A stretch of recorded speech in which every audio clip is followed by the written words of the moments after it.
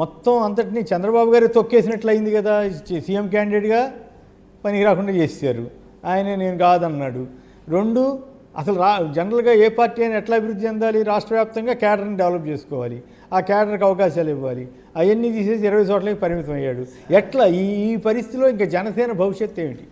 చంద్రబాబు నాయుడు గారు, లోకేష్ గారు పాత చేయించాడు సార్, ముఖ్యమంత్రి కోసం చేయించుకున్నారు సార్.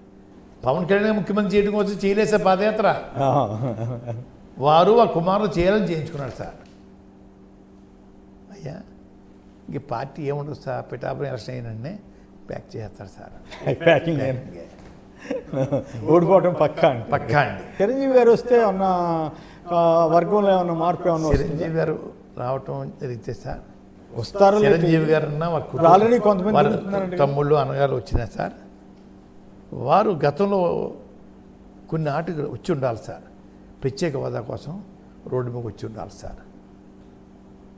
అలాగే విశాఖ స్టీల్ ప్లాంట్ ప్రైవేట్ అవ్వకూడదు అని చెప్పి వచ్చి ఉండాలి సార్. పోలవరం ప్రాజెక్టు వచ్చి ఉండాలి సార్. ఎప్పుడో ఒకసారి వరదలు వచ్చేయండి, ఎన్టీ రామారావు జోలు పెట్టారు సార్. అవును సార్, వరదలు వస్తే ఎన్టీ రామారావు జోలు పెట్టి నాగేశ్వరరావు ఇద్దరు కలిసి మండల కృష్ణారావు అప్పుడు మంత్రి అండి చేయించారు సార్. అటువంటి కార్యక్రమం చేసి ఉంటే సార్ ప్రజలు ప్రేమిస్తారు సార్. ఏం లేవు సార్. వేళకాలు వచ్చేసి మా తమ్ముడికి ఓటేసామని చెప్పేస్తారు సార్. ఆయన చెప్పేస్తే అమాయక ప్రజలు సార్. అంతేనా?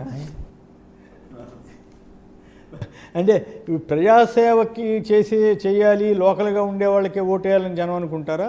కేవలం సినిమా గ్లామర్కే జనం? ప్రజాసేవకి ఎవరైతే అంకితం అవుతారో వారికే ఓటేయాలని చూస్తారు సార్. అయితే ఓ మాట చెప్పండి, ఇప్పుడు పిఠాపురం అని కాకపోయినా కూడా ఓవరాల్గా వచ్చేసరికి పవన్ కళ్యాణ్ గారు ఆయన జనసేన తరఫున 21 మంది పోటీ చేస్తున్నారు. దాంట్లో 10 మంది టీడీపీ. అసలు వాళ్ళలో ఎవరైనా గెలిచే అవకాశం ఉందంటారా? పవన్ కళ్యాణే ఓడిపోతాడని మీరు చెబుతున్నారు. మిగతా వాళ్ళ పరిస్థితి ఏమిటి? మిగతా వాళ్ళకి గాలిలో ఉంటుంది. అది కూడా గెలవనివ్వాలని నా అభిప్రాయం సార్. చంద్రబాబు నాయుడు గారు బాగా ఉపకారం చేస్తారు సార్. అపకారం చేయడానికి ఉపకారం చేస్తారు సార్. అపకారం చేయడానికి ఉపకారం అంటే నేనేమంటానంటే, జనరల్గా మొత్తానికి 20 నియోజకవర్గాలకి పరిమితం చేస్తాడు సార్. ఇప్పుడు ఈయన జగన్ని పాతాళాన్ని తొక్కేస్తానంటే పవన్ కళ్యాణ్ గారిని ఆల్రెడీ చంద్రబాబు గారు తొక్కేసినట్లు అనిపించట్లేదా అనేది నాకు ఒక ఫీలింగ్. ఆమె రైట్ ఆర్ రాంగ్? ప్రజల్లోకి తప్పడు కొట్టించుకోవడం కోసం మాటలు తప్పదు సార్. అంతే. నిజంగా ఆల్రెడీ ఇప్పుడు ఈయన పాతాళంలో ఉన్నాడా, పైన ఉన్నాడా? పాతాళంలో ఉన్నాడు సార్. అంతే. బీజేపీ వాళ్ళు మేనిఫెస్టో తోటి పాతాళం ఇద్దరు పోయారు. పాతాళానికి అండి ఇద్దరు పోయారు. ఎందుకు అట్లా చేశారండి బీజేపీ వాళ్ళు? ఈయన తోటి చక్కి ఇష్టం లేదు సార్ బీజేపీ వారికి. అప్పట్లో 2019లో అండి గుంటూరు మీటింగ్ మోడీ గారు పెట్టారండి. అనుకోకుండా వాయిదా పడింది సార్.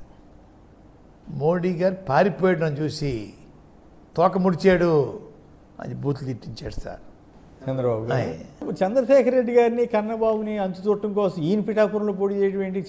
చంద్రశేఖర్ రెడ్డి గారు సవాల్ చేశాడు కదా, కాకినాడ సిటీ రా నువ్వో నేను తెలుసుకుందామంటే, మనం ఇక్కడ ఉపన్యాసం ఇస్తా, మీ అంతు చూడటం కోసం నేను పిఠాపురంలో చేశానంటే ఇది ఒక చాలా ఇంట్రెస్టింగ్గా ఉంది. మీరు ఇట్లాంటి సవాళ్ళు ఎప్పుడైనా విన్నారా? అసహ్యంగా ఉన్నాయి సార్. విన్నాక అసహ్యంగా ఉన్నాయి సార్. ఎందుకు భయపడ్డాడు చంద్రశేఖర్ రెడ్డి గారి మీద పోటీ చేయడానికి? అడుగు పెట్టగలరా సార్ చంద్రశేఖర్ రెడ్డి గారు దయలేకపోతేని? అంతే ఈజీ సార్. చిన్నవాడా సార్ అయినా ఏమా ఎడమని వచ్చేస్తే ఉత్తరం చేస్తారా సార్ ఆయనకి? లేకపోతే ఏమైనా కాళ్ళకెళ్ళి మొక్కాలా సార్ వీళ్ళు? దమ్ము లేదు సార్. అన్ని ఆరోపణలు చేసేటేంటి చంద్రశేఖర్ రెడ్డి గారి మీద? నువ్వు వచ్చినట్టల్లా మాట్లాడాడు. ఎవరు రాసిస్తే చదివేస్తారు సార్ ఆయన. అంతే అలవాటు. అంతే, అంతమించి ఆయనకి ఏమీ లేదండి. ఆలోచన ఏమి తెలియదు. మరి 80,000 పుస్తకాలు చదివానంటాడు, మీరు నమ్ముతారా? నేను నమ్మనండి. ఆయన వల్ల సమాజానికి ఏమన్నా మేలు జరుగుతుందా, రాజకీయ వ్యవస్థకి ఏమన్నా మేలు జరుగుతుందని మీరు అనుకుంటున్నారు? వారి కుటుంబానికి మేలు జరుగుతుంది సార్. వారి కుటుంబానికి మేలు జరుగుతుంది, సమాజానికి కాదండి. సమాజానికి కాదు, సినిమా ఫీల్డ్ కూడా కాదండి. సినిమా ఫీల్డ్ వ్యక్తిగతంగా అంతవరకు. మీరు సవాల్ చేసే అంత సీను పేరు మార్చుకుంటాను అని అనడం ద్వారా మీరు ఏమిటి ఆ కాన్ఫిడెన్స్ ఏమిటి? కాన్ఫిడెన్స్ ఉంది సార్ నాకు. మా కులస్తులు కొంతమంది నన్ను ఊరికే తిడతా ఉన్నారు సార్. ఎందుకు తిడుతున్నారు? ఇందాక అడిగాను, మీ ద్వారా అడిగాను సార్.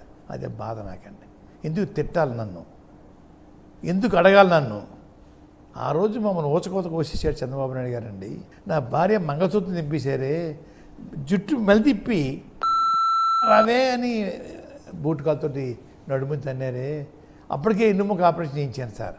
ఆ పాటలు తన్నారే, కొడుకుని కొట్టుకుని తీసుకుపోయారండి. కోడలు అంటే రకరకాలని.